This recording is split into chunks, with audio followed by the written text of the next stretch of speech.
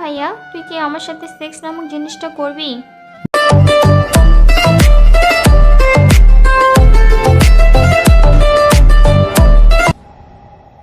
Hello viewers, ভিডিওর thumbnail দেখে যারা ভিডিওতে প্রবেশ করেছেন তাদের জন্য বলছি এই ভিডিওটি একটি শিক্ষামূলক ভিডিও। এটি আপনাদের জীবন পাল্টানোর জন্য এই গল্পটি তৈরি করা হয়েছে। গল্পটি সম্পূর্ণ শুনলে আপনার জীবন পাল্টে যাবে। তাহলে চলুন গল্পটি শুরু করা যাক। নিজের চাচাতো বোনের মুখে হঠাৎ এমন কথা শুনে বিছানা থেকে লাফ দিয়ে উঠল শারিয়ার। নিজের চাচাতো বোনের মুখ থেকে এমন কথা কখনো আশা করেনি সে। কপাল থেকে ঝরে পড়া ঘাম দ্রুত মুছে ধমক দিয়ে শারিয়ার তার চাচাতো বোন ফারিয়াকে বলল, ছি, এসব কি বাজে কথা বলছিস তুই? তুই করবি কিনা বল। আরেকবার এরূপ কথা মুখে উচ্চারণ করে ঠাটিয়ে কিন্তু দুটো থাপ্পড় বসিয়ে দিব। আচ্ছা, তুই তো নেট চালাস, তাহলে নিশ্চয়ই পর্ন ভিডিও দেখেছিস এবং চটি গল্প পড়েছিস। তোর কি ইচ্ছে করে না কারোর সাথে শারীরিক সম্পর্ক করতে? তোর কি নিজের যৌবনটাকে একটু শান্তিতে ভরিয়ে দিতে ইচ্ছে করে না? তাহলে আয় আমার কাছে, দুজনে মিলে অনেক মজা করব। তুইও খুব মজা আনন্দ পাবি আর আমিও। কাছে আয় ভাইয়া, কেউ দেখবে না, কারণ বাড়িতে তুই বা আমি ছাড়া কেউ নেই। ছি, তুই এত নিচু মনের মেয়ে, আমার ভাবতেও ঘৃণা হচ্ছে। ছি, তুই এসব পাপ কাজ দূর, চলে যা আমার দু চোখের সামনে থেকে। আহা, পাপ বলছিস কেন? তুই কি পণ দেখিস না বা চটি গল্প পড়িস না? তারা যদি এসব লিখতে বা করতে পারে, তাহলে আমরা কেনই বা পারবো না? আর নিজেকে এত ভালো ছেলে মনে করিস না। তোর ইনবক্স চেক করলেই দেখা যাবে না জানি কয়েকটা মেয়ের সাথে লুটুর পুটুর করছিস। তাই এত ন্যাকা না সেজে চল, আমরা দুজনে মিলে অনেক মজা করি। শারিয়ারের বুঝতে আর বাকি রইল না যে ফারিয়া নির্দুনিয়ার অন্ধকার পৃথিবীতে ঢুকে গেছে, পর্ণ বা চটি রোগে আক্রান্ত হয়ে গেছে, যেখান থেকে বের হওয়া হয়তো অনেক কঠিন হয়ে যাবে। নিজেকে আর এক মুহূর্তের জন্য আটকাতে পারেনি শারিয়ার। সঙ্গে সঙ্গে কোষে ফারিয়ার দুগালে দুটো থাপ্পড় বসিয়ে দেয়। থাপ্পড় লাগার সাথে সাথে 5টি আঙুলের দাগ বসে যায় ফারিয়ার দুগালে।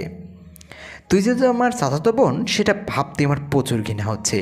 হ্যাঁ, আমি নেট চালাই, তাই বলে ভেবে নিস না আমি হাজারো মেয়ের সাথে লুটুর পুটুর করি, পর্ন ভিডিও দেখি বা চটি গল্প পড়ে বিভিন্ন পাপ কাজে লিপ্ত হই। মাঝে মধ্যে কিছু খারাপ পিক বা ভিডিও চোখে পড়ে, কিন্তু সেগুলো আমি এড়িয়ে যাই। তাই বলে সেগুলো দেখিও না। আমার বিশ্বাস আছে নিজের প্রতি যে আমি ইন্টারনেটের অপব্যবহার কখনো করব না, কখনো নেট দুনিয়ার কোনো অন্যায় বা পাপ কাজে নিজেকে জড়াবো না। আমাদের এমন কিছু দেখা বা শোনা উচিত নয় যেটা দেখে বা শুনে আমরা অন্যায় বা পাপ কাজে লিপ্ত হই।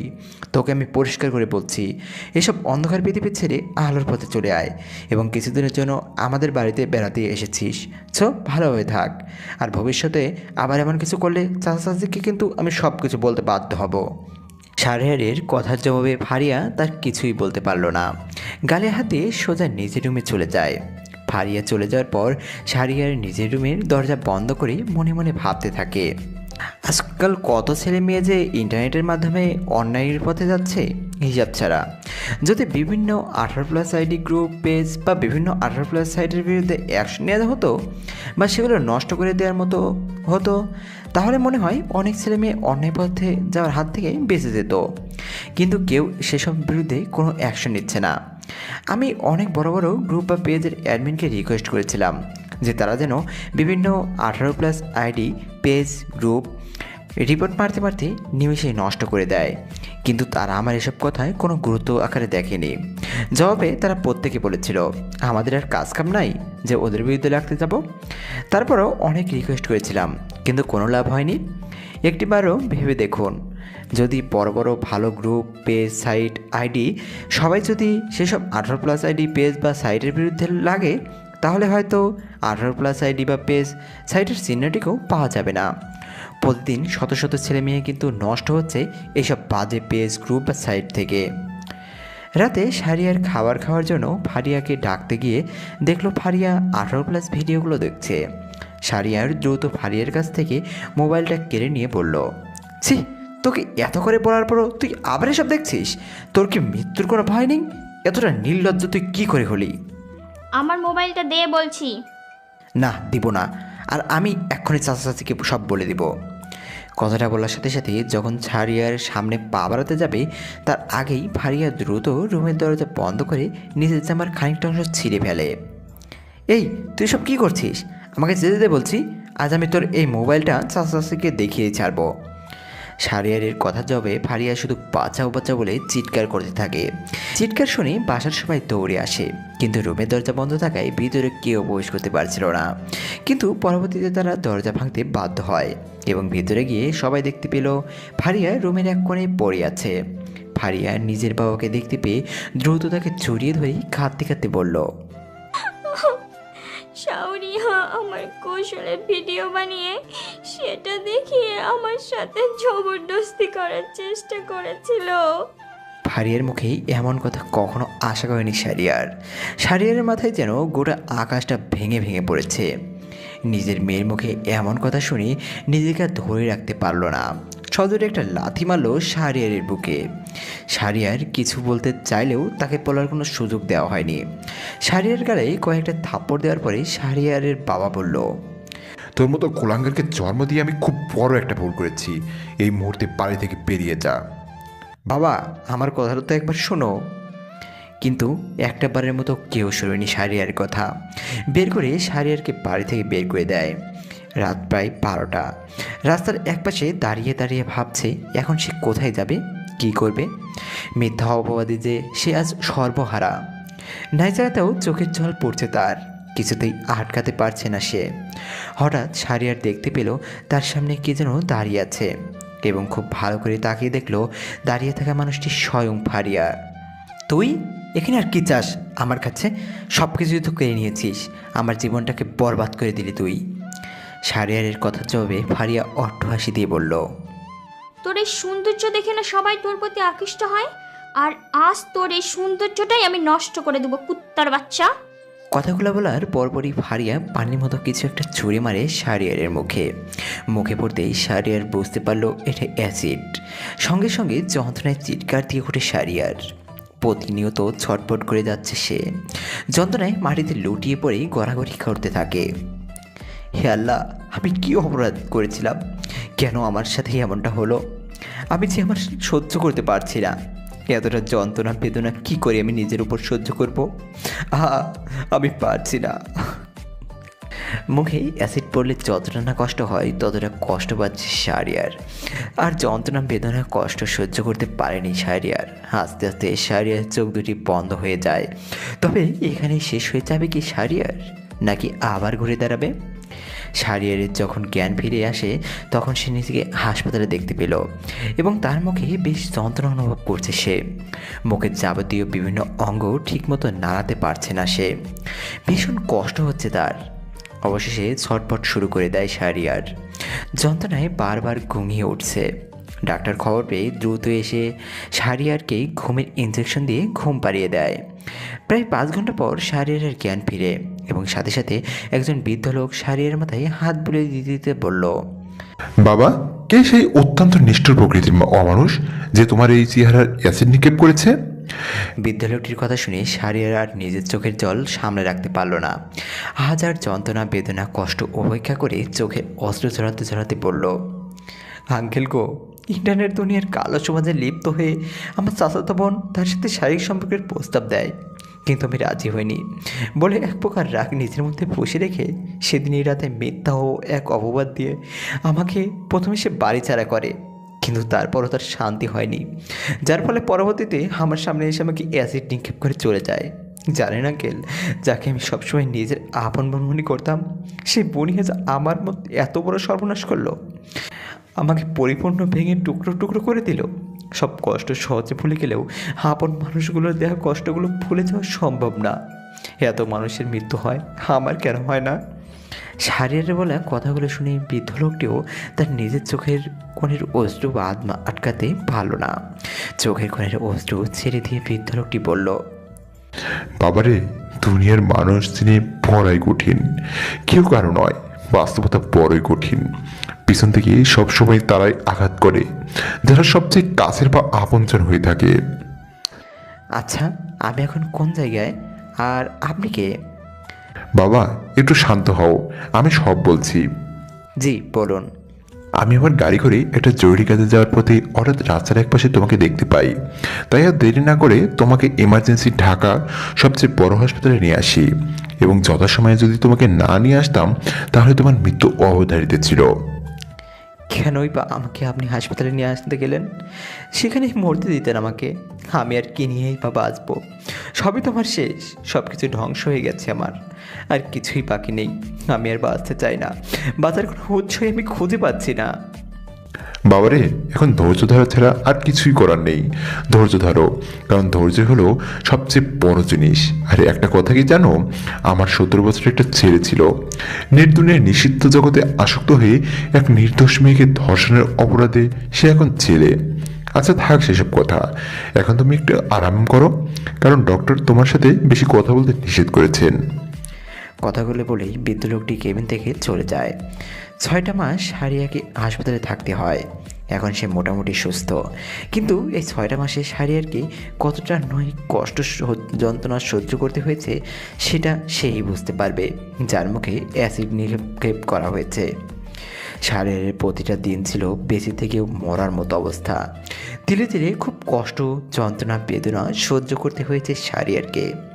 আজ 6টা মাস পর বৃদ্ধ লোকটি সারিয়ারকে নিজের সাথে করে তার বাড়িতে নিয়ে আসলো।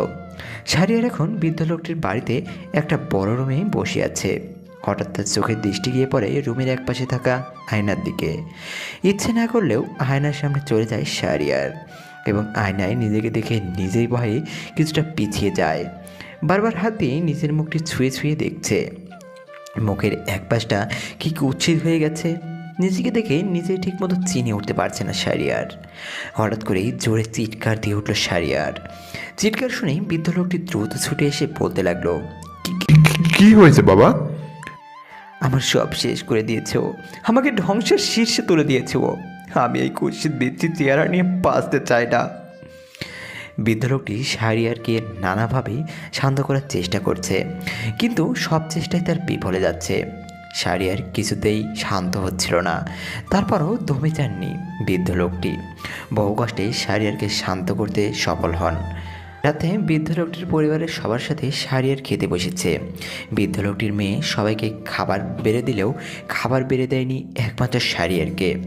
বৃদ্ধ লোকটি ধমকের সুরে সারিয়ারকে খাবার বেড়ে দিতে বললে জবাবে তার মেয়ে নীলা বলল, না বাবা, আমি এই কুৎসিত ভয়ঙ্কর দেখতে লোকটাকে খাবার বেড়ে দিতে পারবো না। ওনার কাছে যেতেই আমার ঘৃণা করে। নিজের মেয়ের মুখে এমন কথা শুনে বৃদ্ধ লোকটি তার মেয়েকে থাপ্পড় মারতে চাইলে সারিয়ার থামিয়ে দিয়ে বলল, আঙ্কেল উনি তো ঠিক কথাই বলেছেন। আসলেই তো আমি এখন কুৎসিত দেখতে একটা ছেলে। আমার কাছে আসলে সবার তো ঘৃণা লাগাটাই স্বাভাবিক। অতএব সারিয়ার নিজেই খাবার বেড়ে নিয়ে খেতে শুরু করলো। খাওয়া দাওয়া শেষ করে সারিয়ার সেই রুমে চলে যায়, যে রুমে সারিয়ার থাকার ব্যবস্থা করা হয়েছে। তারপর কিছু না ভেবেই সারিয়ার বিছানায় গিয়ে ঘুমিয়ে পড়ে। পরের দিন সারিয়ার ঘুম থেকে উঠে তার সামনে ফারিয়ার মতো কাউকে দেখতে পেল। চোখ দুটো টলতে টলতে সারিয়ার ভালো করে তাকিয়ে দেখলো ফারিয়াই। ফারিয়ারকে দেখে সারিয়ার ভয় আঁতকে ওঠে। ফারিয়া সারিয়ারের এমন ভয়ার্ত অবস্থা দেখে অষ্টহাসি দিয়ে বলল, সাহস সাহস শাহরিয়ার, কোথায় পালাবি তুই? তোর মুখের এক পাশটা তো আমি নষ্ট করেই দিয়েছি, এবার অন্য পাশটারও বাকি। কথাগুলো বলেই ফারিয়া সারিয়ার দিকে এগোতে থাকে, আর সারিয়ার ভয়ে বারবার পিছিয়ে যাচ্ছে। হঠাৎ সারিয়ার থেমে যায়, কারণ তার প্রধান বাধা হচ্ছে দেয়াল। অর্থাৎ সারিয়ারের দেয়ালের সাথে ঠেকে যায়, হার পিছুতে পারছে না। জানিস আমার খুব মজা লাগবে যখন এই অ্যাসিডটা তোর মুখের অন্য পাশটায় পোড়াবে।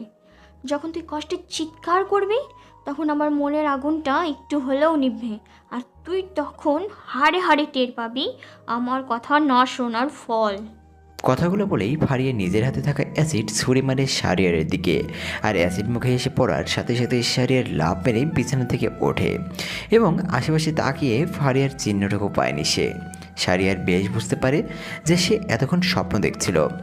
পাশে থাকা গ্লাসের পানিটা এক নিমিষেই ঢক ঢক করে খেয়ে ফেলল এবং বুকে হাত দিয়ে জোরে জোরে একটা নিঃশ্বাস নিল। হঠাৎ সারিয়ারের কানে মধুর কণ্ঠে আজান ভেসে আসলে সারিয়ার আর দেরি করলো না। দ্রুত অজু করে ফজরের নামাজ আদায় করে মনে যাতে চোখের অশ্রু ছেড়ে শুধু একটা কথাই বলেছিল, আল্লাহ তুমি পথভ্রষ্টদের সঠিক পথ দেখাও এবং সবাইকে হেদায়েত দান করো। সকালবেলায় সারিয়ার ছাদের একপাশে দাঁড়িয়ে আশপাশটা ভালো করে দেখছে। ছাদের একপাশে থাকা সুন্দর মগ্ন করা ফুলের সুবাস ও ফুরফুরে বাতাস শাহরিয়ারের মনকে বারবার আনন্দে ভরিয়ে তুলছে। হঠাৎ শাহরিয়ার বুঝতে পারলো তার পিছনে থেকে কেউ একজন গলা ফাটিয়ে চিৎকার করছে। শাহরিয়ার পিছনে তাকিয়ে দেখলো এটা নীলা। আপনি এভাবে কেন চিৎকার করছেন? চিৎকার কি আর সাথে করছি? আপনি সাথে কেন এসেছেন? সাথে আমি ছাড়া আজ অবধি কেউ আসার সাহস পায়নি, কিন্তু আপনি কোন সাহসে এলেন? না মানে ভালো লাগছিল না তো, তাই ভাবলাম একটু ছাদে গিয়ে ফুরফুরে বাতাসের মাঝে দাঁড়িয়ে থাকি। চুপ! আমি আপনার কোনো কথা শুনতে চাই না। আর আপনি আমার পবিত্র ফুলগুলোর পাশ থেকে সরে দাঁড়ান, না হলে আপনার বিশ্রী কুচ্ছিত চেহারার জন্য আমার ফুলগুলো নিমিষে ঝরে যেতে পারে। তাই প্লিজ আপনি ছাদ থেকে চলে যান। আমি কিছুতেই আপনার মতো কুচ্ছিত দেখতে লোককে সহ্য করতে পারছি না। নীলার কথার জবাবে শাহরিয়ার আর কিছুই বলল না, কারণ কি আর বলবে সে, বলার মতো আর তার কাছে কোনো শব্দই নেই। অতএব শাহরিয়ার দ্রুত ছাদ থেকে রুমে চলে যায় এবং রুমে এসে শাহরিয়ার বিছানার এক কোণে মাথা নিচু করে বসে থাকে। কিছুক্ষণ পর নীলা এসে কড়া গলায় শাহরিয়ারকে বলল, আচ্ছা, আপনি কি আমাদের বাড়িতে পায়ের উপরে পা তুলে খেতে এসেছেন? আপনার কি লজ্জা করে না? অপরিচিত একজন লোকের বাড়ি থেকে আরামে আরামে থাকছেন এবং বসে বসে গিলছেন। যদি আপনি আমাদের বাসার কোনো কাজ করতেন তাহলেও নিজের মনকে কিছুটা অন্তত বুঝ দিতে পারতাম। আমার বাবা নিশ্চয়ই পাগল হয়ে গেছেন, না হলে কি আর পারলো আপনার মতো একজন আপদকে আমাদের বাড়িতে আনতে? আর হ্যাঁ, আমি শুনছি আপনার চাচাতো বোন নাকি আপনার মুখে এসিড নিক্ষেপ করেছেন। আমার তো মনে হয় আপনি নিশ্চয়ই আপনার চাচাতো বোনের সাথে খারাপ কিছু করেছেন বা করার চেষ্টা করেছেন, তাই হয়তো সে আপনার মুখে এসিড মেরেছে। নীলার কথা শুনে শাহরিয়ার চোখ বড় বড় করেই নীলার দিকে তাকালো। নীলা ধমকের সুরে বলল, এই, আপনার সাহস তো কম না? আপনার ওই কুৎসিত বিশ্রী মুখ নিয়ে আমার দিকে চোখ বড় বড় করে তাকান। থাপ্পড় মেরে গাল ফাটিয়ে দেব কিন্তু একদম, যত সব। কথাগুলো বলেই নীলার রুম থেকে চলে গেল। আস্তে আস্তে দিন যতই পার হচ্ছে তেমনি ধীরে ধীরে শাহরিয়ার প্রতি নীলার ব্যবহার ততটাই খারাপ হচ্ছে। একসময় শাহরিয়ার সিদ্ধান্ত নেয় সে আর এ বাড়িতে বোঝা হয়ে থাকবে না। কারো মাথায় বোঝা হয়ে থাকা অন্তত শাহরিয়ার পছন্দ করে না। পরের দিন শাহরিয়ার সবার সামনে পরিষ্কার করে বলে দেয় সে আর এ বাড়িতে বোঝা হয়ে থাকতে চায় না। শাহরিয়ারের কথা শুনে অন্তত গভীর আগ্রহে বৃদ্ধ লোকটি অর্থাৎ নীলার বাবা বলল, কেন? জবাবে শাহরিয়ার নীলার বাবার হাত দুটি ধরে বলেছিল, আপনি আমার জন্য অনেক কিছু করেছেন যা মুখের ভাষায় বলে প্রকাশ করা কখনো সম্ভব না। আমি আপনার কাছে চিরকৃতজ্ঞ থাকব। সর্বদা সৃষ্টিকর্তার কাছে আপনাদের পরিবারের কল্যাণের জন্য দোয়া করব। তাহলে আমি এবার আসি, বিদায়। অতএব বহু কষ্টে শাহরিয়ার সেখান থেকে চলে আসতে সফল হয়। আসার আগে নীলার বাবা শাহরিয়ারকে বেশ কিছু টাকা দিতে চাইলে শাহরিয়ার নাসূচক উত্তর দিয়ে বলল, নিজে খেটে উপরে উঠব। ঢাকার রেলওয়ে একটা ওভারব্রিজের উপরে বসে আছে শাহরিয়ার, মুখখানি তার কাপড় দিয়ে ঢাকা। মনে মনে এটা ভেবে প্রচুর কষ্ট পাচ্ছে এতটা সময় চলে গেল, কিন্তু নিজের বাবা মা এখনও একটি বারের জন্য খোঁজ খবর নিল না। এখন শাহরিয়ারের কাছেই সবচেয়ে বড় প্রশ্ন হয়ে দাঁড়ায়, সে এখন কি করবে, কোথায় থাকবে, কি খাবে? বেঁচে থাকার এই জীবনযুদ্ধে জয় হওয়া যে খুব কঠিন। হঠাৎ করেই শাহরিয়ারের চোখের দৃষ্টি গিয়ে পড়ে নিচে থাকা কিছু লোকদের উপরে। শাহরিয়ার তাকিয়ে দেখছে কিভাবে লোকগুলো মাথার ঘাম পায়ে ফেলে ভারী বস্তাগুলো নিজের পিঠে করে টানছে। অতএব শেষ পর্যন্ত শাহরিয়ারও লোকগুলোর সাথে যুক্ত হয়ে যায়। 20টা বস্তা টানলে সবাইকে 1000 টাকা দেওয়ার কথা ছিল, কিন্তু শেষমেশ সবাইকে 500 টাকা ধরিয়ে দিয়ে বিতাড়িত করে দেওয়া হলো। হায়রে মানুষ, সব কিছু ফেলে দিতে পারলেও গরিবের হক মেরে খাওয়ার কথা বলবে না। এক প্রকার মানুষই আছে এরকম। 500 টাকা নিয়ে ভাবতে থাকে শাহরিয়ার, সে এখন এই টাকা দিয়ে কি করবে। হঠাৎ করে তার মাথায় একটা বুদ্ধি চলে আসলো এবং সে দেরি না করে তার বুদ্ধি অনুযায়ী কাজ করতে শুরু করলো। প্রথমে সে একটা কম দামি সেকেন্ড হ্যান্ড বাটন ফোন খুঁজতে শুরু করলো। অবশেষে 470 টাকা দিয়ে একটা বাটন ফোন কিনলো, যেটা দিয়ে নেট সহজেও চালাতে পারে। নিজের সাথে আগে থেকেই একটা সিম থাকায় পরবর্তীতে আর কোনো সমস্যা হয়নি। অবশেষে বাটন ফোন দিয়ে ইন্টারনেটের বিভিন্ন ন্যায়বাচক সাইট দিয়ে টাকা ইনকাম করতে শুরু করে শাহরিয়ার। অবশেষে রাস্তা থেকে বসিতে ঠাঁই হয় শাহরিয়ারের। এখন সে স্মার্টফোন দিয়ে টাকা ইনকাম করে, বিভিন্ন ন্যায়বাচক বা ভালো সাইট থেকে আস্তে আস্তে ল্যাপটপ, কম্পিউটার ও বিভিন্ন যাবতীয় জিনিসপত্র ক্রয় করে ফেলে শাহরিয়ার। আর এখন শাহরিয়ার আর বস্তি নামক স্থানে থাকে না। তার রাত দিন অক্লান্ত পরিশ্রমের ফলে সে এখন বড় একটা ফ্ল্যাট কিনে ফেলে এবং শক্তিশালী একজন হ্যাকারে পরিণত হয় শাহরিয়ার। এখন শাহরিয়ারকে ওরফে শেরু ভাই নামে নেট দুনিয়ায় প্রায় প্রত্যেকে এক নামে চিনে। আর চিনবেই না বা কেন? একের পর এক বড় বড় 18+ ID, page, group, messenger group ও বিভিন্ন প্রন ভিডিওর সাইটগুলো ধীরে ধীরে ধ্বংসের শীর্ষে তুলছে শাহরিয়ার। একের পর এক ধ্বংস করছে শাহরিয়ার যেসব 18+ ID, page, group, messenger group, বিভিন্ন প্রন ভিডিও সাইট। শাহরিয়ারের এমন কাজগুলো দেখে দ্রুত তার ফ্যান ফলোয়ার বাড়তে থাকে এবং আস্তে আস্তে বড় বড় মানুষদের সামনে চলে আসতে শুরু করে এবং অবশেষে হয়ে ওঠে নেট দুনিয়ার কিং শাহরিয়ার ওরফে শেরু ভাই। এছাড়া শাহরিয়ারের মাঝের মধ্যে লাইভে মুখোশ পড়ে আসে। 18+ ID, page, group, messenger group ও বিভিন্ন প্রন ভিডিওর সাইটগুলোর বিরুদ্ধে তীব্র নিন্দা জানিয়ে প্রত্যেককে এসব কালো জগৎ থেকে দূরে থাকার আহ্বান জানিয়ে পায়ের উপরে পা তুলে ভয়ঙ্কর এক হাসি দিয়ে বলে, খুব দ্রুত এই নেট দুনিয়ার অন্ধকার জগৎটাকে ধ্বংস করে আলোয় পরিণত করব। রাত প্রায় 10টা। শাহরিয়ার নিজের মুখে ঢেকে কিছু খাবার কেনার জন্য বাইরে বের হয়। এছাড়াও শাহরিয়ার কখনো দিনের বেলায় নিজের ফ্ল্যাট থেকে বের হয় না, কারণ দিনের আলোকে সে সহ্য করতে পারে না। তাই সবসময় রাতে সে বাইর হয়। যাবতীয় যেসব জিনিস তার দরকার পরে সেগুলো কিনে নিয়ে আসে। আর আজও ব্যতিক্রম হলো না। নিজের জন্য কিছু খাবার কিনে নিয়ে আনার জন্য বাসায় আসার সময় শাহরিয়ার দেখতে পেল নির্জন এক রাস্তায় একটি মেয়ে একটি ছেলের পা জড়িয়ে অনবরত চোখে অশ্রু ছড়াচ্ছে। শাহরিয়ার দূর থেকে তাদের কথাগুলো বেশ মনোযোগ সহকারে শুনছিল। প্লিজ ভাইয়া, আপনি আমার এত বড় সর্বনাশ করবেন না। আমি তো আপনার ছোট বোনের মতো। আপনি কি পারবেন আমার সাথে এত বড় অন্যায় কাজ করতে? আরে রাখ তোর বোন, তোর এই 10 মিনিটের ভিডিও বিক্রি করে আমি কত টাকা ইনকাম করতে পারবো তুই কি জানিস সেটা? আর এমনিতেই আমার হাত পা ধরে কোনো লাভ হবে না। যদি পারিস তাহলে আমার একটা প্রস্তাবে রাজি হয়ে যা, তাহলে সেই ভিডিওটা আমি সঙ্গে সঙ্গে ডিলিট করে দেব। কি কি? যদি তুই আমার সাথে শুধুমাত্র একটা রাত বিছানায় থাকবি তাহলে আমি কসম করে বলছি সঙ্গে সঙ্গে ভিডিওটা আমি চিরদিনের জন্য ডিলিট করে দেব। ছেলেটি এমন কুপ্রস্তাব শুনে মেয়েটি তার থেকে একটু দূরে চলে গিয়ে ঘৃণিত কণ্ঠে বলল, ছি, আমি কোনোভাবেই সেসব পাপ কাজে নিজেকে জড়াতে পারবো না। আমি তোমার শখের কথা বলে দিয়েছি, এখন বাকিটা তোর হাতে। কাল সকালের মধ্যে রাজি হয়ে গেলে তো ভালো, না হলে তোর এই ভিডিওটা আমি 18+ সাইটে বিক্রি করে দেব এবং 18+ সাইটে তোর ভিডিওটা যখন মানুষজন দেখবে না তখন দেখবি বড় থেকে কচি কচি ছেলেরাও তোর সাথে ইটিস পিটিসের জন্য আসবে। কথাগুলো বলেই ছেলেটি হাসতে হাসতে সেখান থেকে চলে যায় এবং মেয়েটি সেখানে হাঁটু গেড়ে বসে কান্না করতে থাকে। ছেলেটি যাওয়ার কিছুক্ষণ পর শাহরিয়া মেয়েটির কাছে গিয়ে তার মাথায় হাত বুলিয়ে মিষ্টি সমুদ্র কণ্ঠে বলল, বোন রে, এভাবে কান্না কেন করছো? হঠাৎ করেই মাথায় কারো ছোঁয়া ও পেছন থেকে কারো গলার সুর শুনতে পেয়ে পিছনে ফিরে মুখ ঢাকা কালো কোট প্যান্ট পরা একজন লোককে দেখতে পেয়ে ভয়ে পেয়ে কিছুটা দূরে চলে গেল মেয়েটি। কে আপনি? ধরে নাও তোমার এক অচেনা অপরিচিত বড় ভাই। এবার আমাকে বলো, কেন এত রাতে নির্জন রাস্তায় একাকী কান্না করছো? কি হয়েছে তোমার? কোনো সমস্যায় আটকে পড়েছো নাকি? শাহরিয়ারের কথার জবাবে মেয়েটি বহু কষ্টে নিজের চোখের পানি আটকে রেখে বলল, না ভাইয়া, কিছু হয়নি। আমাকে মিথ্যে বলার কোনো দরকার নেই, আমি সব জানি, দূর থেকে দাঁড়িয়ে সব শুনেছি। কি করবো ভাই বলেন?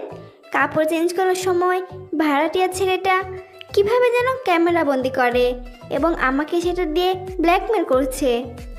চিন্তা করো না, সব ঠিক হয়ে যাবে। আমি শুধু এটুকু তোমাকে গ্যারান্টি সহ বলতে পারি। আচ্ছা, তোমার কাছে ছেলেটার কি কোনো নাম্বার আছে? জি আছে। অতএব শাহরিয়ার মেয়েটির থেকে ছেলেটির নাম্বার সংগ্রহ করে মেয়েটিকে তার বাসায় পৌঁছে দিয়ে নিজের বাসায় চলে আসে এবং বাসায় এসেই শাহরিয়ার প্রথমে নিজের ল্যাপটপ ওপেন করে। তারপর ছেলেটি সেই নাম্বার দিয়ে ছেলেটির সমস্ত কিছুর খোঁজখবর নিয়ে নিজের আয়ত্তে নিয়ে আসে এবং ছেলেটির মেসেঞ্জার চেক করে দেখলো একটি বড় 18+ সাইটে তার ভিডিও বিক্রি করার কথা ছিল, কিন্তু এখনও সেই করতে পারেনি। আর করবে বা কী করে? ছেলেটি সব কিছু তো শাহরিয়ারের হাতের মুঠোয়। অবশেষে শাহরিয়ার ছেলেটি নেট জাতীয় সমস্ত কিছুই নিমিষেই নষ্ট করে দেয় এবং সেই সাথে কোনো ছাড় মেলেনি। ভিডিও বিক্রি করার একমাত্র সেই 18+ সাইটটিরও নিমিষেই নষ্ট করে উধাও করে দেয় শাহরিয়ার। 18+ সাইটটি নষ্ট হওয়ার 33 মিনিট পর সেই সাইটের মালিক বহু কষ্টে জানতে পারলো এটা শাহরিয়ার ওরফে শেরু ভাইয়ের কাজ। নিজের রাগ সামলাতে পারলো না এবং সেই 18+ সাইটের মালিক শাহরিয়ারের বিরুদ্ধে লাগিয়ে দেয় 10 জন নামি দামি হ্যাকার। কিন্তু সেই হ্যাকারগুলো হয়তো ঠিকঠাক জানতো না যে শাহরিয়ার তাদের থেকেও বহু উপরে। তারপর 18+ সাইটের সহযোগিতায় করার অপরাধে 10 জন হ্যাকারের মধ্যে একজন হ্যাকারও কোনো রকম ছাড় মেলেনি। পরের দিন সকালে কাপড় চেঞ্জ করার ভিডিও তৈরি করে মেয়েটিকে ব্ল্যাকমেল করা সেই ছেলেটিকে পুলিশ উদম কেলানি কেলিয়ে টেনে হিস্ট্রে থানায় নিয়ে যাচ্ছে, যা টিভিতে সরাসরি দেখে হাসতে হাসতে শাহরিয়ার বেশ উপভোগ করছিল। বিকেলে শাহরিয়ারের কম্পিউটার বা ল্যাপটপ ওপেন করার বহু চেষ্টা করলেও কিছুতেই ওপেন হচ্ছিল না। একসময় শাহরিয়ার বুঝতে পারে তার সমস্ত কিছু হ্যাক হয়ে গেছে, যার কারণে শাহরিয়ার বেশ দুশ্চিন্তার মধ্যে পড়ে গেল। কে বা কারা এমনটা করার সাহস দেখিয়েছে কিছু তার মাথায় আসছে না। হঠাৎ শাহরিয়ারের কোনো একটা কল আসে এবং কলটা রিসিভ করে শাহরিয়ার যা শুনতে পায় তাদের সঙ্গে সঙ্গে শাহরিয়ারের ফোনটা ফ্লোরে পড়ে যায়। ভয়ে তার সম্পূর্ণ শরীর শিউরে ওঠে। হঠাৎ করেই আবার শাহরিয়ারের ফোন বাজতে শুরু করলো। শাহরিয়ার না চাইলেও ফোনটা ওঠাতে বাধ্য হয়। সে তড়িঘড়ি করে ফ্লোর থেকে ফোনটা উঠিয়ে কল রিসিভ করার সাথে সাথে ওপাশ থেকে কোনো মেয়ের অষ্টহাসি শুনতে পাচ্ছে সে। কি চান আপনি? শুধুই তোকে চাই। আমাকে দিয়ে আপনি কি করবেন? তোর সাথে পবিত্র এক বন্ধনে আবদ্ধ হতে চাই। আমি তোকে বিবাহ করতে চাই। আমার জীবনে নেই কোনো আলো, চতুর্দিকে শুধুই অন্ধকার, তাই এসব নিয়ে বিয়েটি আমার দ্বারা সম্ভব হবে না।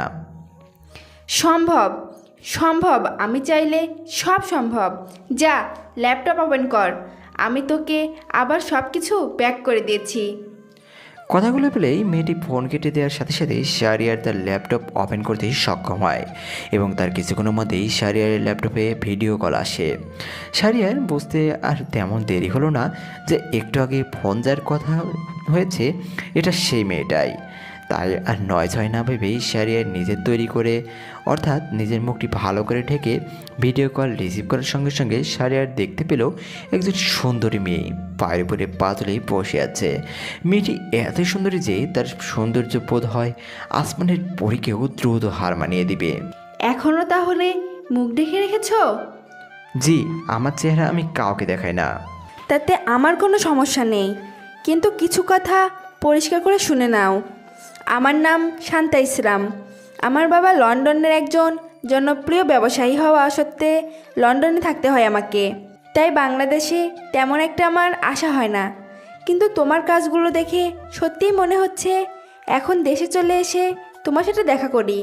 আমি তোমাকে লাইক করি বলতে আমি তোমাকে ভালোবাসি এবং তোমাকে বিয়ে করতে চাই। এখন যদি তুমি হাজারো অমত প্রকাশ করো, তারপরেও জোর করে হলেও আমি তোমাকে বিয়ে করেই ছাড়বো। আমি একবার যখন তোমাকে ভালোবেসে ফেলেছি, তখন ধরে নাও যে কোনো মূল্যে তোমাকে পেয়ে আমি বলবো। আর হ্যাঁ, তোমার নিশ্চয় মনে দেখে উঠতে পারে আমি কিভাবে বা তোমার সব কিছু আমার আরেকদিন করে নিয়ে আসছিলাম। তাহলে শোনো, লন্ডনে আমিও একজন বিখ্যাত হ্যাকার, তাই তোমার সব কিছু হ্যাক করতে আমার বেশ সময় লাগেনি। কিন্তু তুমি এখন কোনো চিন্তা করো না। একবার যখন তোমার লাইফে প্রবেশ করেছি, তাহলে ভেবে নাও কেউ তোমার ধারে কাছে হাজার চেষ্টা করলেও আসতে পারবে না। তুমি তোমার কাজ চালিয়ে যাও এবং আমি কিছুদিন পর দেশে আছি তোমাকে আমার সাথে পবিত্র বন্ধনে আবদ্ধ করার জন্য। মোটেও বিয়ে করবে না এমনটাও বলে ওঠো না, তাহলে জানেও মারা যেতে পারো। তাই বি কেয়ারফুল। কথাগুলো বলার পরপরই শান্তি ভয়ঙ্কর এক হাসি দিয়ে ভিডিও কল কেটে দেয়। এখনও শাহরিয়ার একদিনে তাকিয়ে আছে ল্যাপটপের দিকে। এতক্ষণ কি হলো, কিভাবে হলো কিছুই ভেবে পাচ্ছে না সে। শূন্য মাথায় ঘুরে ফিরে ফল বারবার শূন্যই আসছে তার। কোনো মতেই হিসাব মিলাতে পারছে না শাহরিয়ার। আজকের দিনটিকে কেন জানি তার একটা স্বপ্নের মতো লাগছে। এরপর থেকে সকাল বিকাল রাত দিন শান্তি নামক মেয়েটার শাহরিয়ারকে সবসময় ফোন করে বিরক্ত করতে থাকে। শাহরিয়ার কথা বলার কোনো ইচ্ছা না থাকলেও মিশন সম্পূর্ণ না হওয়া পর্যন্ত নিজের সব কিছু হারাবার ভয়ে বাধ্য হয়ে শান্তার সাথে শাহরিয়ার কথা বলতে হয়। রাত প্রায় 2টো। শাহরিয়ার এখনও নেট দুনিয়ার এক বাজে সাইডের বিরুদ্ধে লড়ে যাচ্ছে, যেই সাইডটি পতিতালয়ের বিভিন্ন নারীদের নগ্ন ভিডিও দিয়ে মানুষকে আকৃষ্ট করা হয়, যার ফলে পরবর্তীতে আকৃষ্ট হওয়া লোকজন চলে যায় পতিতালয়ে বা কোনো এক আবাসিক হোটেলে। একটাবার মনোযোগ সহকারে ভেবে দেখুন, আমি আপনি সবাই কিন্তু জানি ওইসব খারাপ সাইড থেকে মানুষ একমাত্র অন্যায় পথ ছাড়া আর কোনো পথে যাচ্ছে না। আপনি আমি তা জানা সত্ত্বেও চুপ করেই কেন আছি? জানি এসব বিষয় নিয়ে হাজারো আওয়াজ তুললেও বন্ধ হবে না বলছি, তাই বলে বন্ধ করতে পারবো না এমনটা বলে নিই। সবাই নিজেদের বন্ধুবান্ধব নিয়ে বিভিন্ন গ্রুপ তৈরি করুন এবং তাদের বিরুদ্ধে লেগে থাকুন যতক্ষণ না পর্যন্ত বিজয় নিশ্চিত না হচ্ছে। আমরা এদেশের মানুষ, তাই এদেশের ভালো খারাপ দেখা আমাদের দায়িত্বের মধ্যে পড়ে। অবশেষে অনেক পরিশ্রমের ফলে চিরদিনের জন্য সেই সাইটটি বন্ধ করে দিতে সক্ষম হয় শাহরিয়ার, এবং পরের দিন সেই সাইটের সম্পূর্ণ চক্রটাকে পুলিশ নিজেদের বশে নিয়ে আসে, অর্থাৎ তাদের সবাইকে গ্রেপ্তার করে, যা সম্পূর্ণ সম্ভব হয়েছে শুধুমাত্র শাহরিয়ারের জন্য। দেশ জুড়েই নানা আলোচনা সমালোচনার শেষে আছে শাহরিয়ার, কিন্তু কেউই কখনো পর্যন্ত শাহরিয়ারের কোনো সঠিক তথ্য বের করতে পারেনি। শাহরিয়ার কখনো দিনের বেলায় বাইরে বের হতো না, কিন্তু তাকে আজ বের হতেই হলো। মুখ ঢেকে বহুদিন পর বাইরে বের হলো শাহরিয়ার। দিনের আলো তার চোখে পড়তেই কেমন জানি অস্বস্তি লাগে শাহরিয়ারের। তাই আর দেরি না করে দ্রুত ধানমন্ডি যাওয়ার একটা বাসে উঠে জরুরি কোনো এক কাজে রওনা দেয় শাহরিয়ার। অবশেষে শাহরিয়ার ধানমন্ডি পৌঁছে বাস থেকে নামার সাথে সাথে মুখোমুখি হয় নিজের চাচাতো বোন সেই ফারিয়া নামক মেয়েটার। দুজনের দিকে কেমন দৃষ্টিতে যেন তাকিয়ে আছে। শাহরিয়ার কখনো ভাবতে পারেনি আবার সেই বোন নামক অভিশপ্তের সাথে দেখা করতে হবে। প্রচুর রাগে উদ্ভব হচ্ছে শাহরিয়ারের মাথা নামক স্থানে। ইচ্ছে করছে কষে কয়েকটা থাপ্পড় ফারিয়ার গালে বসিয়ে দিতে, কিন্তু সে কিছুই করতে বা বলতে পারছে না। ফারিয়াকে দেখেই তার ঘৃণা নামক জিনিসটা বারবার জেগে উঠছে। ফারিয়া একদিনে এখনো তাকিয়ে আছে শাহরিয়ারের দিকে।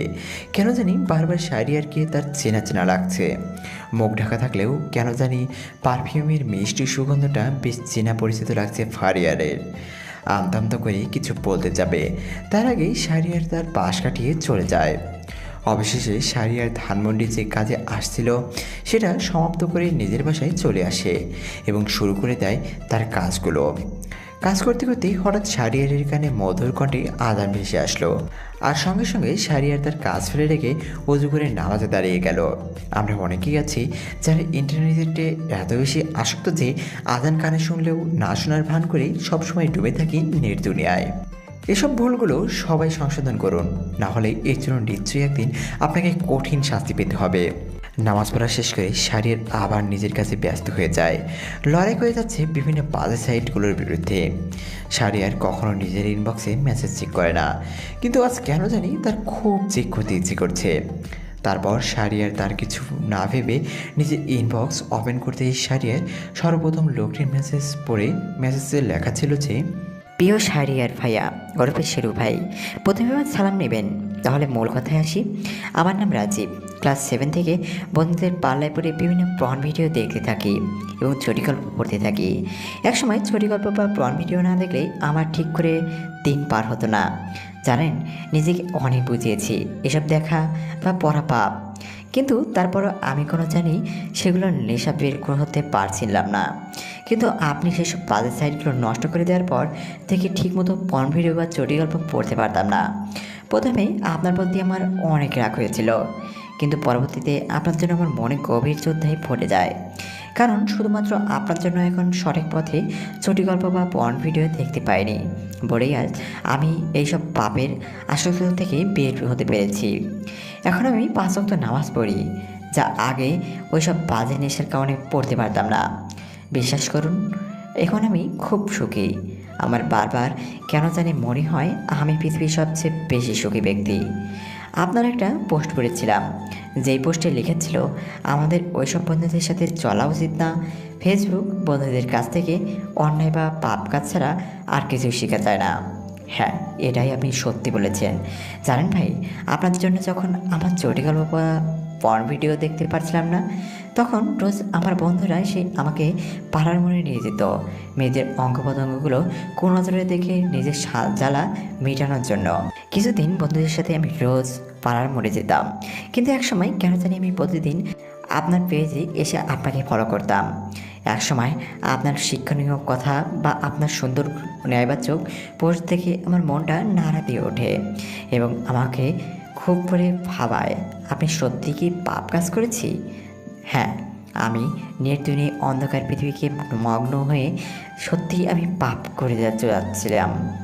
আমি যখন নিজের ভুল বুঝতে পারি, তখন সর্বপ্রথম বাজে বন্ধুদের সাথে চলাফেরা ত্যাগ করি এবং সেই সব বন্ধুদের সাথে চলাফেরা করতে থাকি যাদের কাছ থেকে সবসময় ভালো কিছু শিখতে পারবো। এখন আমি সত্যিই খুব খুব খুশি আছি। আপনাকে হাজার ধন্যবাদ দিলেও কেন জানি আমার কাছে কম মনে হবে, তাই ধন্যবাদ দিয়ে ছোট করবে না। পরিশেষে একটা কথাই বলবো, আপনি এগিয়ে যান আর ওইসব বাজে সাইটগুলো বন্ধ করে যান, কারণ ওইসব বাজে সাইটের জন্যই আমাদের দেশ ধ্বংসের দিকে এগিয়ে যাচ্ছে। ভালো থাকুন, আল্লাহ হাফেজ। একজন 18 থেকে 19 বছরের একটি ছেলের এমন মেসেজ দেখে শাহরিয়ার মুচকে একটা হাসি দিয়ে রিপ্লাই দিল। একজন অন্যায় পথে যাওয়া ব্যক্তি খুব ভালো করে জানে যে সে কোন পথে যাচ্ছে, সে পথে ধ্বংস নিশ্চিত, কিন্তু তা জানা সত্ত্বেও তারা সেই পথেই চলতে থাকে। তারা নিজেকে সংযত করে, সেই পথ থেকে ফিরে আসে, তার পরবর্তীতে বেঁচে যায়। আর যারা ফিরে আসতে সক্ষম হয় না, তারাই হয়ে যায় ধ্বংস। মেসেজের রিপ্লাই দেওয়ার পর শাহরিয়ার আবার নিজের কাছে ব্যস্ত হয়ে যায়। পরের দিন সকাল সকাল বাসার কলিং বেলের শব্দে শাহরিয়ারের ঘুমটা ভেঙে যায়, কিন্তু তাকে খুব করে ভাবাচ্ছে কে কলিং বেল বাজালো, তার বাসায় তো কারো আসার কথা না। অতএব তড়িঘড়ি করে শাহরিয়ার নিজের মুখটা কোনো মতো ঢেকে দরজা খুলে যাকে দেখলো, তাতে সঙ্গে সঙ্গে শাহরিয়ার ভয়ে কিছুটা পিছিয়ে যায়। শাহরিয়ারের সামনে তাকিয়ে দেখে স্বয়ং শান্তা দাঁড়িয়ে আছে। ভয়ে তার বুকটা কেন জানি বারবার কেঁপে উঠছে।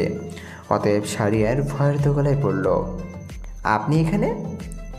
কিন্তু শাহরিয়ারের কথা জবাবে শান্তাই কিছুই বলল না। সোজা শাহরিয়ারকে নিজের বুকের সাথে শরীরের সমস্ত শক্তি দিয়ে আঁকড়ে ধরে। হঠাৎ শান্তির এমন আচরণ শাহরিয়ার কি করবে কিছুই ভেবে পাচ্ছিল না। সে কিছুতেই শান্তির কাছ থেকে নিজেকে ছাড়াতে পারছিল না। অতএব শাহরিয়ার আবার বলে উঠল, এটা আপনি কি করছেন? ছি, ছাড়ুন আমায়। না, ছাড়বো না। আরও কিছুক্ষণ তোমাকে জড়িয়ে ধরে থাকতে চাই। আর এখনও তোমার মুখ ঢেকে রেখেছো কেন? কাপড়টা সরিয়ে ফেলো। আজ বা কাল তোমার চেহারা তো আমি দেখবই, কারণ আমরা কালকেই তো বিয়ে করছি। শান্তির কথাগুলো শোনার পরপরই শাহরিয়ার নিজেকে অতি কষ্টে শান্তির কাছ থেকে ছাড়িয়ে নিয়ে পড়ল। আমি আপনাকে বিয়ে করতে পারবো না। ধুর, মজা করো না তো।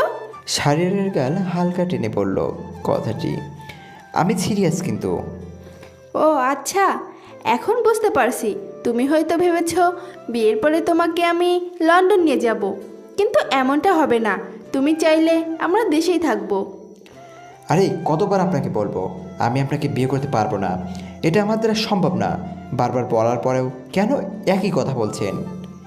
শাহরিয়ারের এমন কথা শুনে শান্তি ভ্রু কুঁচকে এবং চোখ বড় বড় করে শাহরিয়ারের দিকে কিছুক্ষণ তাকিয়ে থেকে কষি দুটা শাহরিয়ারের গায়ে থাপ্পড় বসিয়ে দেয়। থাপ্পড় খেয়ে শাহরিয়ারের কিছুটা দূরে চলে যায় এবং তার মুখ থেকে কাপড়টা প্রায় পড়ে যেতে চাইলে দ্রুত শাহরিয়ার আবার ঠিক করে নেয়। শুধুমাত্র তোর জন্য আমি বাবার কথার অবাধ্য হয়ে দেশে এসেছি, তোকে বিয়ে করে পরম সুখ শান্তিতে সংসার করার জন্য। কিন্তু তুই আমার একটু একটু করে সাজিয়ে রাখা স্বপ্নের যা ছিঁড়ে দিলি, আমাকে আঘাত করলি। আচ্ছা, আমার মধ্যে এমন কি নেই যার জন্য তুই আমার সাথে বিয়ে নামক পবিত্র এক বন্ধনে আবদ্ধ হতে চাচ্ছিস না? শান্তার কথা জবাবে মাথা নিচু করে শাহরিয়ার বলল, এটা কিছুতেই সম্ভব না। আমার সাথে আপনি কখনো সুখী হবেন না। আমি আপনার জীবনটা নষ্ট করতে চাই না। প্লিজ আমাকে ক্ষমা করুন, আমার পক্ষে আপনাকে বিবাহ করা সম্ভব না। শাহরিয়ারের কথা বলার পরপরই শান্তি রেগে গিয়ে শাহরিয়ারের শার্টের কলার চেপে ধরে টেনে দিয়ে চিৎকার করে পড়ল। কেন কেন আমায় বিয়ে করবি না? কি নেই আমার? তুই যদি আমাকে বিয়ে করতে না চাস তাহলে দরকার হলে আমি জোর করে তোকে বিয়ে করব। শান্তার কথাগুলো শুনে শাহরিয়ার মনে মনে ভাবতে থাকে, না এ হয় না।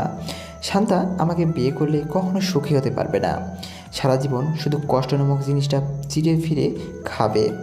তাই আমাকে এই কাজটা করতেই হবে।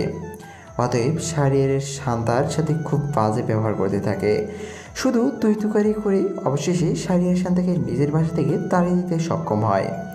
কেন জানি বারবার শান্তার চোখের অস্ত্র দেখে শাহরিয়ারের বেশ কষ্ট হচ্ছিল, কিন্তু সে নিরুপায়। তার কাছে এছাড়া আর কিছুই করার ছিল না। রাতে শাহরিয়ারের কয়েকটা বাজে গ্রুপ নষ্ট করার ব্যস্ত ছিল, কিন্তু হঠাৎ তার ফোন বেজে উঠল।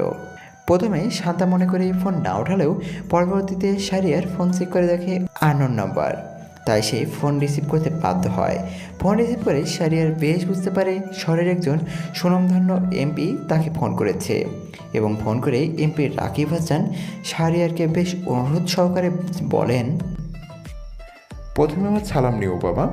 কাল একটা বিশাল অনুষ্ঠানের আয়োজন করা হয়েছে, যে অনুষ্ঠানের প্রধান অতিথি হিসাবে তোমাকে নির্বাচন করেছে। আমি আশা করছি তুমি আসবে।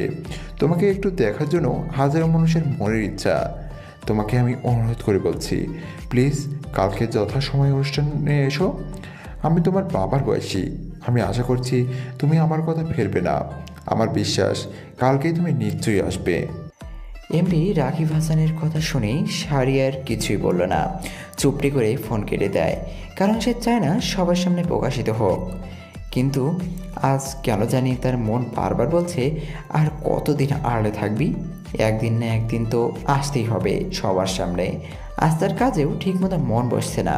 অবশেষে ভেবে শাহরিয়ার এই সিদ্ধান্তে পৌঁছে তা পেরেছে যে শাহরিয়ার অনুষ্ঠানে আসবে এবং সে তার আড়ালে থাকবে না।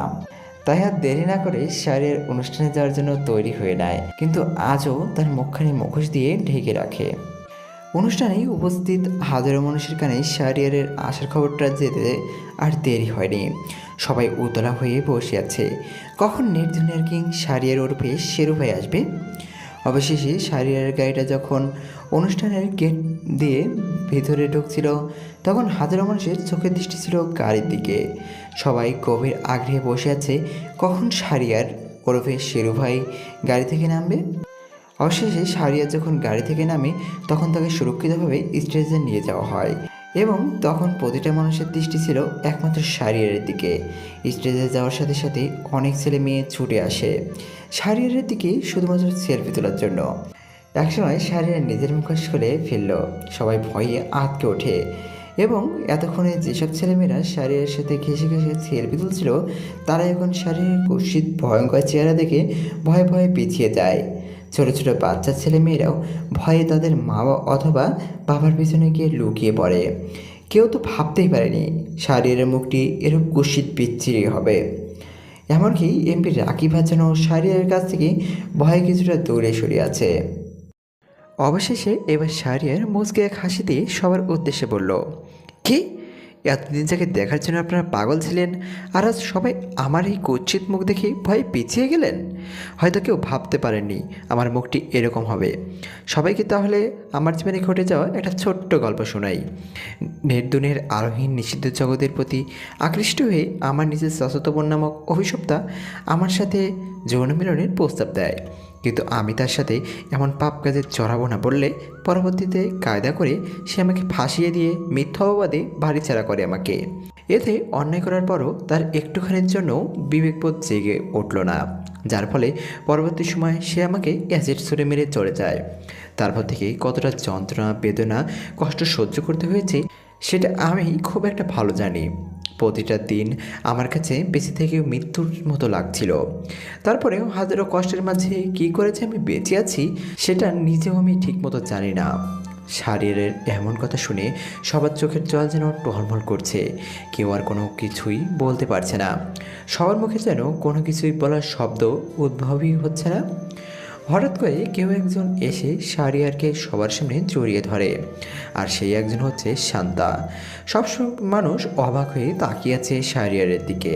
কেউ কেউ ভাবি বলে মাঝে মধ্যে চিৎকার দিয়ে উঠছে। অতএব শাহরিয়ার শান্তকে একটু ধমকের সুরে বলল, কি কি কি করছেন সবার সামনে, ছাড়ুন। আরে আমার বোকা, তোমার চেহারা কুৎসিত বিছলি বলে তুমি আমাকে বিয়ে করতে চাচ্ছ না? আমি তো তোমার চেহারাকে ভালোবাসিনি, ভালোবেসেছি শুধু তোমার ফুলের মতো সরল মনকে। আমি আর তোমার কোনো কথাই শুনছি না। অনুষ্ঠান শেষ হলেই তারপর আমি তোমাকে বিয়ে করব। যদি এবার অমত প্রকাশ করো তাহলে আমার মৃত্যু তো নিশ্চিত, তার সাথে তোমারও মৃত্যু নিশ্চিত। শান্তার কথা শুনে শাহরিয়ার কিছু বলতে চাইলেও বলতে পারেনি, কারণ শান্তা তাকে এ বিষয় নিয়ে কথা বলার মতো সুযোগও দেয়নি। অতএব অনুষ্ঠান শেষ হলে শাহরিয়ার সবার কাছ থেকে বিদায় নিয়ে অনুষ্ঠান থেকে চলে যাওয়ার 10 মিনিট 5 সেকেন্ড পর শান্তার সাথে বিবাহ নামক পবিত্র বন্ধনে আবদ্ধ হয়ে যায়। অবশ্য শাহরিয়ার প্রথমে বিয়ে করতে না চাইলেও পরবর্তীতে শান্তি তাকে বাধ্য করে বিয়ে করতে। আজ তাদের বাসর রাত। শাহরিয়ার রুমের বাইরে পায়চারি করছে এবং ভাবছে সে কি এখন ভেতরে যাবে কিনা।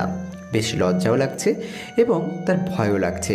হঠাৎ করে শান্তা এসে শাহরিয়ারকে টানতে টানতেই বাসর ঘরে নিয়ে যায়। কি হলো, এভাবে টেনে কেন নিয়ে আসলে? তা নয়তো তোমাকে কোলে করে নিয়ে আসবো? রাত কয়টা বাজে তার কোনো হিসাব আছে তোমার কাছে? যাই হোক, বলছিলাম কি, এখন তো আমরা বিবাহিত, তাই একটু কাছে আসো। লজ্জামাখা মুখ নিয়ে কথাটি বলল শান্তা। জি না, আমার লজ্জা লাগছে, আমি কিছুই করতে পারবো না। তুই আসবি না? না। অতএব শান্তা রেগে গিয়ে শাহরিয়ারের কাছে যেতেই এক মুহূর্তে তার সব রাগ অভিমান ধুলোয় মিশে যায়। এক হাত বাড়িয়ে শাহরিয়ারের যেই পাশটায় অ্যাসিড ছুঁড়ে মারা হয়েছে সেই পাশটায় হাত বুলিয়ে দিতে দিতে বলল, খুব কষ্ট হয়েছিল তোমার, তাই না সোনা? হুম। আর কোনো রকম কষ্ট পেতে দিব না, এখন আমি আছি তো তোমার পাশে। এবং কোনো চিন্তা করো না, আমি আব্বুকে সব বলছি। সে লন্ডনে ডাক্তারের সাথে কথা বলেছে এবং কিছুদিন পর তোমাকে আমি লন্ডন নিয়ে যাব। সেখানে ভালো ডাক্তার দেখালে তুমি নিশ্চয়ই সম্পূর্ণ ঠিক হয়ে যাবে। শান্তার কথা শুনে শাহরিয়ার কিছু বলতে চাইলেও আটকে যায়, কারণ শাহরিয়ার খুব ভালো করে জানে এখন যদি সে ডাক্তার দেখাতে চায় না, এমনটা বললেও কোনো লাভ হবে না। কারণ শান্তি একবার যা পদক্ষেপ নেয় সেটা পূরণ করা ছাড়া সে থামে না। কেন জানি এখন শাহরিয়ার আস্তে আস্তে পিছিয়ে যাচ্ছে, কিন্তু কেন? তার কারণ শান্তা শাহরিয়ার খুব কাছে আসার চেষ্টা করছে। শাহরিয়ার যতই পিছিয়ে যাচ্ছে শান্তা ততই শাহরিয়ারের দিকে এগোচ্ছে। একসময় শাহরিয়ার পেছনে যেতে যেতেই বিছানার উপরে পড়ে যায় এবং শান্তাও শাহরিয়ারের অতি নিকটে চলে যায়, ডুবে যায় কোনো এক পবিত্র ভালোবাসার সাগরে।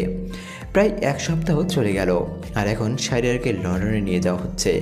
শাহরিয়ার প্রথমে যেতে না চাইলেও পরবর্তীতে তাকে শান্তার জোড়াজড়িতে যেতে বাধ্য হতে হয়।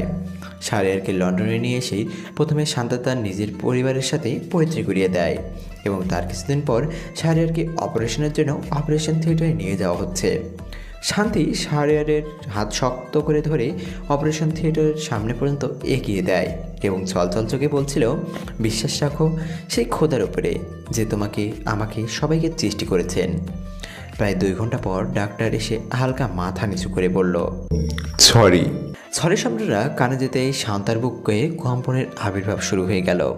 কেন জানি শান্তার পা থরথর করে কাঁপছে এবং শান্তা তার বাবার দিকে কান্না ভেজা চোখে তাকালো। শান্তার বাবা দ্রুত ডাক্তারের কলার চেপে ধরে ধমক দিয়ে বলল, সরি মানে? ও মাই গড, আগে আমার পুরো কথাটা কি শুনুন। আমি কিছু শুনতে চাই না, শুধু এটা আমাকে বলুন, শাহরিয়ার ঠিক আছে তো? হ্যাঁ, সে ঠিক আছে। তাহলে প্রথমে সরি কেন বললেন? আমরা অনেক চেষ্টা করেছি, কিন্তু তার মুখটা সম্পূর্ণ আগের মতো করতে পারিনি। আর কারণ তাকে যদি আরো আগে আমাদের কাছে আনা হতো তাহলে নিশ্চয়ই সম্পূর্ণ ঠিক হওয়ার চান্স ছিল। এখন মোটামুটি চেহারা ঠিক হয়েছে বলে আশা করা যায়, আর মাত্র কয়েক ঘন্টা পর তার মুখ থেকে ব্যান্ডেজ করে ফেলা হবে। তাই প্লিজ ধৈর্য সহকারে ততক্ষণ পর্যন্ত অপেক্ষা করুন। কথাগুলো বলেই ডাক্তার চলে যাওয়ার সাথে সাথে শান্তা তার বাবাকে জড়িয়ে ধরে কাঁদতে লাগলো। শান্তার বাবা শান্তার মাথায় হাত বুলিয়ে দিতে দিতে বলল, কি রে মা, ডাক্তারের কথা কি শুনতে পাসনি? শাহরিয়ার তো ঠিক আছে, তারপরও কাঁদছিস কেন? জানো বাবা, ডাক্তারের সরি শব্দটা শুনে আমি প্রচুর ভয় পেয়ে গেছিলাম। তখন আমার নিঃশ্বাসটাও কেন জানি নিতে কষ্ট হয়েছিল। হাজারো কষ্টের মধ্যে একটা কথাই মনে আসছিল, আমি কি সত্যি শাহরিয়ারকে চিরতরে হারিয়ে ফেলবো? যদি সত্যি শাহরিয়ারকে কিছু হয়ে যেত তাহলে আমি নিজেকে কখনো ক্ষমা নামক জিনিসটা করতে পারতাম না। আরে মা, এখন আর কাঁদিস না, সব কিছু ঠিক আছে তো? অবশেষে শাহরিয়ারের মুখের ব্যান্ডেজ খোলার সময় হয়ে গেছে। শান্তার পরিবারের সবাই গভীর আগ্রহে শাহরিয়ারকে দেখার জন্য বসে আছে। ডাক্তার আস্তে আস্তে করে একসময় সম্পূর্ণ ব্যান্ডেজ খুলে ফেলল। সবাই শাহরিয়ারের দিকে তাকিয়ে দেখলো শাহরিয়ারের মুখটি আগের চেয়ে বেশ স্বাভাবিক হয়ে গেছে, যা দেখে সবার মনে আনন্দের চাপ ফুটে উঠেছে। নিজেকে আর ধরে রাখতে না পেরে শাহরিয়ারকে নিজের বুকের সাথে শক্ত করে জড়িয়ে ধরে শান্তা, যা দেখে সবাই মুচকি হেসে লজ্জায় সেখান থেকে চলে যায়। শান্তা এখনও শাহরিয়ারকে বেশ শক্ত করে জড়িয়ে ধরে বসে আছে এবং মাঝে মধ্যে বারবার শাহরিয়ারের কপালে মিষ্টি ঠোঁটের স্পর্শ বসিয়ে দিচ্ছে। হঠাৎ করেই শান্তার এমন পাগলামার মতো আচরণ কেন জানি শাহরিয়ার মেনে নিতে পারছে না। খুব অস্বস্তি লাগছে তার এবং একটু ধমকের সুরেই শাহরিয়ার বলল, আহা, কি করছো এসব? ছাড়ো আমাকে। চুপচাপ মুখ থেকে কোনো কথা বের না করে বসে থাকো। বসে তো থাকতাম, কিন্তু আমায় যে ওয়াশরুমে যেতে হবে, কিন্তু আমার শরীরটা বেশ দুর্বল লাগছে। আমাকে একটু ওয়াশরুম পর্যন্ত নিয়ে যাবে? তুমি না বললেও আমি তোমাকে ঠিকই নিয়ে যেতাম, এখন চলো। অতএব শাহরিয়ার শান্তাকে ধরে ওয়াশরুমের সামনে পর্যন্ত এসে হঠাৎ করেই থেমে যায় এবং ডান পাশে থাকা আয়নার দিকে নিজের মুখটি বারবার দেখে বলল, শান্তা, এই শান্তা, এই যে দেখো, আমার চেহারাটা আগের চেয়ে বেশ স্বাভাবিক হয়ে গেছে। ও শান্তা, শান্তা, আমি বেশ খুশি। বেশ কয়েকটা দিন শাহরিয়ার এখানে কেটে গেল। হঠাৎ একদিন তার ফোনে একটা আননোন নাম্বার থেকে ফোন আসে। শাহরিয়ার সেই কলটা রিসিভ করে সেই চেনা পরিচিত কান্না জড়িত একটা কণ্ঠ শুনতে পেল এবং তার এটা বুঝতে বেশ দেরি হলো না যে এটা তার নিজের মায়ের গলা। হ্যাঁ রে বাবা, আমরা তোর সাথে অনেক বড় অন্যায় কাজ করে ফেলেছি রে। ভুল বুঝে তোকে বাড়ি থেকে তাড়িয়ে দিয়েছিলাম। প্লিজ বাবা, আমাদের তুই পারলে ক্ষমা করে দিস। আর সবচেয়ে বড় কথা, ফারিয়া পৃথিবীতে আর কয়েকটা দিনের অতিথি মাত্র। সে মরণবিধি ব্রেন ক্যান্সারে আক্রান্ত। তাই মৃত্যুর আগে তোকে কিছু শেষ কথা বলে যেতে চাই। প্লিজ বাবা, তুই আর রাগ অভিমান করিস না, ফিরে আয় আমাদের কাছে। নিজের মায়ের কান্নার আওয়াজটা শুনে শাহরিয়ারও কেঁদে ওঠে এবং কান্নাজড়িত কণ্ঠে হ্যাঁসূচক উত্তর দেয়, অর্থাৎ সে আসবে। অতএব শাহরিয়ার শান্তাকে সব কিছু খুলে বলার পর আজকে দেশে যাওয়ার ফ্লাইটে উঠে তারা এবং তারপরের দিন ভোরবেলা বাংলাদেশে পৌঁছে ঢাকার একটা হাসপাতালের উদ্দেশ্যে যাচ্ছে তারা। হাসপাতালে যাওয়ার প্রধান কারণ শাহরিয়ারের পরিবারের সবাই ওই হাসপাতালেই ফারিয়ার কেবিনে রয়েছে। অবশেষে শাহরিয়ার হাসপাতালে গিয়ে ফারিয়ার কেবিনে প্রবেশ করার সাথে সাথেই তার বাবা মা তাকে জড়িয়ে ধরে হাউমাউ করে কাঁদতে থাকে। তার সাথেই বাকি সদস্যের চোখের কোণে অশ্রু ঝরছে। শাহরিয়ার কোনো মতে সবাইকে বহু কষ্টের সম্মুখীন হয়ে শান্ত করে শান্তার কাছে সবাইকে পরিচয় করিয়ে দিয়ে এক পা দু পা করে ধীরে ধীরে ফারিয়ার সামনে গিয়ে দেখল মুখে অক্সিজেন মাস্ক লাগানো এবং ফারিয়ারের এমন করুণ অবস্থা দেখে শাহরিয়ার বুঝতে পারল ফারিয়ার অবস্থা তেমন একটা ভালো না। ফারিয়াকে দেখে শাহরিয়ারের প্রচুর রাগ হচ্ছে এবং আবার কেন জানি ফারিয়ারের এমন অবস্থা দেখে বেশ মায়াও হচ্ছে তার।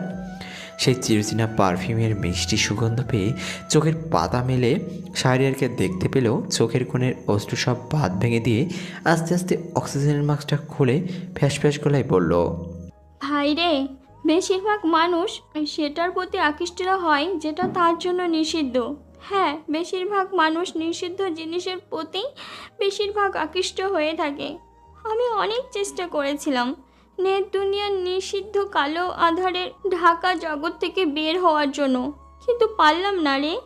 যতই চেষ্টা করি ততই বারবার আমার এই বেহায়া মনটা সেগুলোর প্রতি আকৃষ্ট হয়ে যায়। একদিন আমি গভীর সিদ্ধান্ত অটল হয়ে যাই যে আমি সেগুলো থেকে বের হবই, কিন্তু নিষিদ্ধ জগতের কালো ছায়াটা আমাকে বের হতে দিল না। নিজের যৌবন শান্তির জন্য তোর প্রতি একসময় আকৃষ্ট হয়ে পড়ি এবং যার কারণেই তোকে আমি সেদিন আমার সাথে শারীরিক সম্পর্ক করার জন্য প্রস্তাব দিয়েছিলাম এবং তুই যখন প্রত্যাখ্যান করেছিলিস তখন রাগের বশে তোকে মিথ্যা অপবাদে ফাঁসিয়ে দিই এবং তাতেও যখন আমার শান্তি হচ্ছিল না তখন তোর ওই সুন্দর চেহারাটা নষ্ট করার জন্য পরবর্তী সময়ে আমি তোকে অ্যাসিড নিক্ষেপ করি। আমি খুব বড় পাপী রে। নেট দুনিয়ার কালো জগতে মগ্ন হয়ে ভুলেই গেছিলাম একদিন সবাইকে নিজের কুকর্মের হিসাব দিতে হবে সৃষ্টিকর্তার কাছে। আমার কোনো ক্ষমা হয় না রে, আমি বড় পাপী। তোর সাথে মস্ত বড় অন্যায় করার জন্য হয়তো আমার এই অবস্থা। আমি জানি আমার কোনো ক্ষমা হয় না, তারপরেও আমি তোর কাছে ক্ষমা নামক জিনিসটা চাইছি। পারলে আমাকে ক্ষমা করে দিস রে ভাই। কথাগুলো বলার পরপরই ফারিয়া জোরে জোরে শ্বাস নিতে থাকে, আর একসময় তার নিঃশ্বাস নেওয়াটা চিরতরে বন্ধ হয়ে যায়। ঘুমিয়ে পড়ে চিরদিনের জন্য। সে ঘুম আর কখনো ভাঙবে না। সেদিন শারিয়ার কিছুই বলতে পারেনি, নীরবাই কয়েক ফোঁটা চোখের জল ফেলা ছাড়া। সত্যি কি শারিয়ার ফারিয়াকে ক্ষমা করতে পারবে না? পারবে না, সেটা নিজেও ঠিক ভালো করে জানে না। প্রায় 6 বছর পার হয়ে গেছে। শারিয়ার 5 বছরের একটা ফুটফুটে কিউট মেয়েও রয়েছে। সকাল সকাল ঘুম থেকে উঠে শারিয়ার ওয়াশরুমে ফ্রেশ হওয়ার জন্য যাওয়ার জন্য চেষ্টা করছে, কিন্তু পারছে না। তার কারণ নেট দুনিয়ার কালো জগৎকে আসক্ত কিছু বাজে ব্যক্তিদের পরিকল্পনা করে শারিয়ারকে একা পেয়ে তার পা দুটো ড্যামেজ করে দেয়। অর্থাৎ শারিয়ার আর কোনো দিন নিজের পায়ে দাঁড়াতে পারবে না। এতে শারিয়ার কোনো আফসোস নেই, কারণ ভালো মানুষের শত্রু থাকে, এটা স্বাভাবিক ব্যাপার। এবং শারিয়ার আল্লাহর কাছে সবসময় প্রার্থনা করে হাত দুটো বিপদ থেকে মুক্ত রাখার জন্য, কারণ এই হাত দিয়ে শারিয়ার এখনও লড়ে যাচ্ছে কালো দুনিয়া ধ্বংস করে আলোর প্রতিফলন করার জন্য। রুমে এসে শারিয়ারকে বারবার বিছানা থেকে নামার চেষ্টা করতে দেখলে শান্তা শারিয়ারকে ধমক দিয়ে বলল, তোমাকে কতবার বলেছি কখনো নিজে নিজে কোথাও যাওয়ার চেষ্টা করবে না। না মানে তোমাকে কত দিক সামলাতে হয়, তাই তোমাকে আর ডাকা হয়নি। চুপ, আমার কাছে সব কিছু চেয়ে আমার স্বামীর কদর বেশি, বুঝতে পারছো? তোমার মতো মেয়ে জীবনসঙ্গী হিসেবে পেয়ে আমি সত্যি নিজেকে ভাগ্যবান মনে করি। এভাবেই খুব সুখেই কাটতে লাগলো আমাদের সুন্দর সাজানো গোছানো মিষ্টি সংসার।